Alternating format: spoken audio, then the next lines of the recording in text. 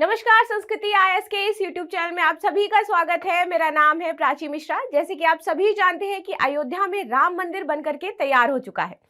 हाल ही बीते सोमवार उसका उद्घाटन हुआ है। तो इस स्थिति में अब बाबरी मस्जिद को लेकर के चर्चाएं तेज हो गई हैं। साल 2019 में सुप्रीम कोर्ट ने बाबरी मस्जिद विवाद पर फैसला सुनाया था, जिसमें राम मंदिर बनने के लिए जमीन तो आवंटित करी गई थी, साथ ही साथ मस्जिद बनाने के लिए भी 5 एकड़ जमीन आवंटित की गई थी। अब यह जमीन कहां आवंटित की गई थी, इसका स्ट्रक्चर किस प्रकार से होने वाला है और क्या क्या इसमें महत्वपूर्ण बिंदु है, इन पर आज हम चर्चा करने वाले हैं। तो चलिए शुरुआत करेंगे हम बाबरी मस्जिद से। जबकि इसका नाम भी अब परिवर्तित कर दिया गया है, तो नाम परिवर्तित करके क्या रखा गया है इसको भी हम जानेंगे। तो आज का हमारा टॉपिक जो रहने वाला है वो रहने वाला है बाबरी मस्जिद का। थोड़ा सा हम इसमें इसके इतिहास के बारे में चर्चा करेंगे कि कब से यह पूरा विवाद शुरू हुआ और क्या क्या चीजें इसमें रही हैं। वर्तमान में जो इसका नाम है वह है मोहम्मद बिन अब्दुल्लाह मस्जिद, जिसको बाबरी मस्जिद के नाम से जाना जाता है। तो चलिए इसी की शुरुआत कर लेते हैं और देखते हैं इससे संबंधित महत्वपूर्ण बिंदु क्या है। अयोध्या में मस्जिद के निर्माण की देखरेख करने वाले इंडो इस्लामिक कल्चर फाउंडेशन ने कहा कि अयोध्या मस्जिद का निर्माण कार्य मई 2024 में शुरू होने वाला है। और जैसे ही यह बात सामने निकल करके आई कि 2024 मई में इसका निर्माण कार्य शुरू हो जाएगा, वैसे ही आपको चर्चाओं में और सुर्खियों में देखने को मिला।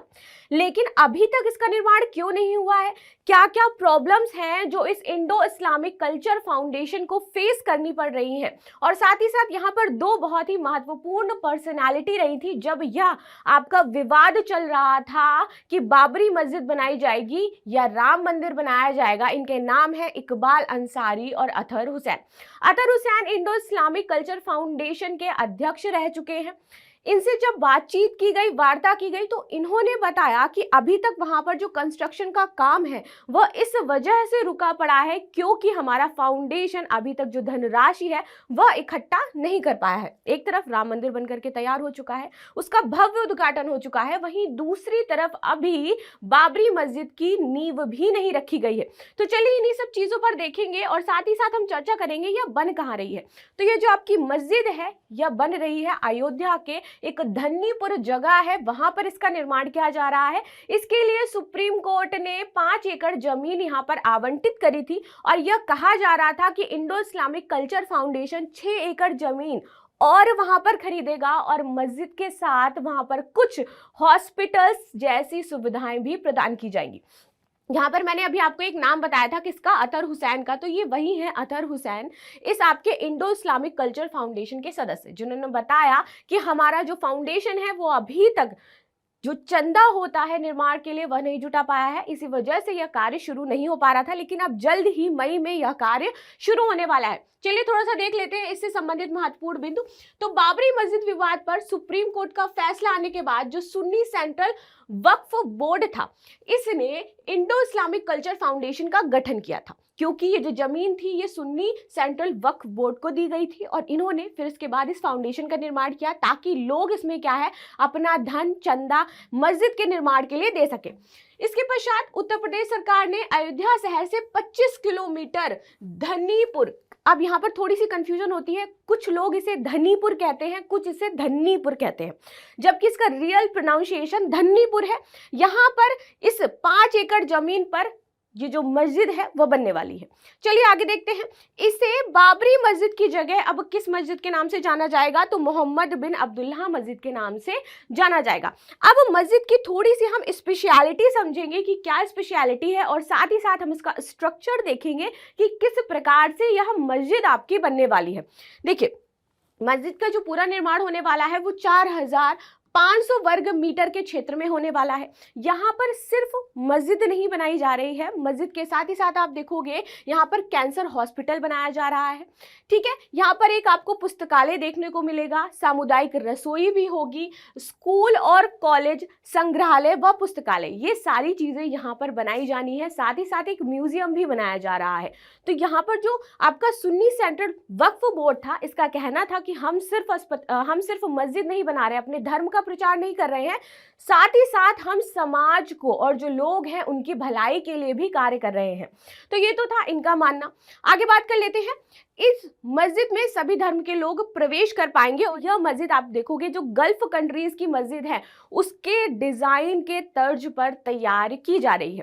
ठीक है, तो ये तो था इसके बारे में। चलिए आपको मैं थोड़ा सा इमेज से समझाती हूँ कि किस प्रकार यह मस्जिद बनेगी। तो पूरा जो स्ट्रक्चर है वो कुछ इस प्रकार से दिखाया गया है कि फ्यूचर में यह मस्जिद ऐसे बनकर के तैयार होने वाली है, जहां पर यह आपकी मस्जिद होगी जो कि गल्फ कंट्रीज के तर्ज पर बनाई जाएगी। यहाँ पर आप देखोगे कि मस्जिद परिसर में जो स्पेशलिटी हॉस्पिटल आपका बनने वाला है वो कुछ इस प्रकार से आपको दिखाई देगा, डिजाइन किया गया है।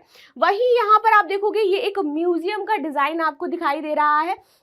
और इम्पॉर्टेंट चीज क्या है कि यहाँ पर ये जो मस्जिद डिजाइन की गई है वो खाड़ी देशों की तरह की गई है और यहाँ पर 2000 लोग एक साथ बैठ करके नमाज पढ़ सकते हैं। तो ये काफी बड़ी मस्जिद होने वाली है जिस प्रकार से इसको डिजाइन किया जा रहा है। निर्माण कार्य जैसे कि बताया जा रहा है कि मई में शुरू हो जाएगा।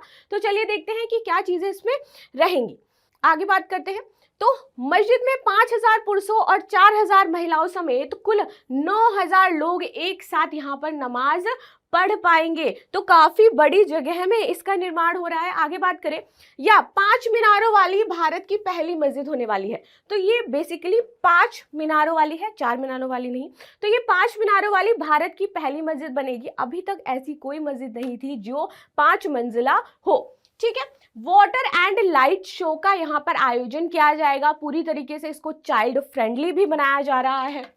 मस्जिद में दुनिया की सबसे बड़ी कुरान भी रखी जाएगी जिसकी 21 फीट ऊंचाई है और 36 फीट इसकी चौड़ाई है। अभी आप देखोगे कि राम मंदिर का जब निर्माण हुआ तो यहाँ पर दुनिया की सबसे महंगी रामायण रखी गई। कितनी की थी यह रामायण? तो 1,65,000 की रामायण थी जिसको राम मंदिर में स्थापित किया गया है। वहीं आप देखोगे कि दुनिया की सबसे बड़ी जो अगरबत्ती थी वो राम मंदिर में लाई गई। तो इस तरीके की जो अलग अलग चीजें हैं वो राम मंदिर में रखी गई। वैसे ही आप देख रहे हो कि मस्जिद में भी दुनिया की सबसे बड़ी जो कुरान है वह यहाँ पर स्थापित की जानी है। आगे बात करें, मस्जिद की ईंटें भी खास होंगी जिसमें कुरान की आयतें लिखी होंगी। और सेम आप देखोगे राम मंदिर में जो पत्थर से बनाया गया है वहां पर चौपाइयां दी गई हैं, श्री राम जय श्री राम उकेरा गया है। तो उसी प्रकार से आप देखोगे कुछ ना कुछ समानताएं आपको यहाँ पर देखने को मिलेंगी। ठीक है, तो ये तो रहा मस्जिद के बारे में कि कैसी यह बन रही है, क्या क्या इसमें सुविधाएं प्रदान की जा रही हैं और कौन कौन से महत्वपूर्ण बिंदु इसमें शामिल हैं, जैसे कि दुनिया की सबसे बड़ी कुरान यहाँ रखी जा रही है। ठीक है, चलिए आगे बात कर लेते हैं अब इसमें कि क्या इसका विवाद का इतिहास रहा है, क्या पहले कब से यह शुरू हुआ, कब जाकर के खत्म हुआ। 2 फैसले इसके हमें सामने निकल करके दिखाई देते हैं। 2010 में पहले एक फैसला आया जहां पर 1/3 जो जमीन थी वो 3 जगह पर आपकी बांटी गई। वहीं 2019 में वापस से सुप्रीम कोर्ट ने फैसला सुनाया जहां पर आपके रंजन गोगोई जी क्या थे, अध्यक्ष थे, तो उन्होंने फैसला सुनाया। तो हम 2 फैसले देखते हैं, एक 2010 में जो आपका फैसला आता है, एक 2019 में फैसला आता है। दोनों में डिफरेंस क्या थे, इन सारी चीजों पर हम चर्चा करेंगे। तो सबसे पहले शुरुआत कर लेते हैं हम कहां से। इतिहास में आप देखोगे तो बाबर के सेनापति हैं मीर। ठीक है, कहते हैं कि इनके द्वारा बाबर की आज्ञा पर इस मस्जिद का निर्माण करवाया गया था। कब? 1528 से 1529 के बीच में। ठीक है, बात तो रही कि निर्माण किसने किया, और ये हैं आपके मीर बाकी। कौन है? मीर बाकी, मीर कासिम नहीं, मीर बाकी। ठीक है, तो बाबर के सेनापति मीर बाकी ने 1528 से 1529 में एक मस्जिद का निर्माण कराया गया था। ये बात निकल करके सामने आती है कि इस प्रकार से कुछ हुआ था। उसके बाद आप देखोगे 1853 में पहली बार इसको लेकर के विवाद छिड़ता है। पहली बार उन्होंने अवध के नवाब वाजिद अली शाह के शासनकाल के दौरान पवित्र स्थल पर हिंसा की घटनाएं दर्ज की गई। तो ये जो आप देख रहे हो ना, ये बहुत ही पुराना मुद्दा है, 1528 से चालू होता है और आप देखोगे अंततः 2019 में जा करके इसका फैसला आता है। तो ये कितना बड़ा मुद्दा आपको सामने दिखाई देता है। अब आगे बात करेंगे तो हिंदू संप्रदाय के निर्मोही संप्रदाय का दावा है कि इन्होंने ये जो मस्जिद का निर्माण करवाया है ये मंदिर को तोड़ करके करवाया गया था, यानी कि 1528 में जब यह मस्जिद बनी उससे पहले वहां पर मंदिर था। ठीक है, तो इसकी बात कही गई। अब बाबर ने उस मंदिर को नष्ट करवाया क्योंकि अपने धर्म का वो प्रचार और प्रसार करना चाहते थे, इस वजह से वहां पर उन्होंने मस्जिद बनवा दी। चलिए, ये तो बात रही। पहली हिंसा की घटना हमने कब देखी? 1553 में देखी। इसके बाद आप देखते हो 1984 में, बीच में कुछ भी नहीं होता है।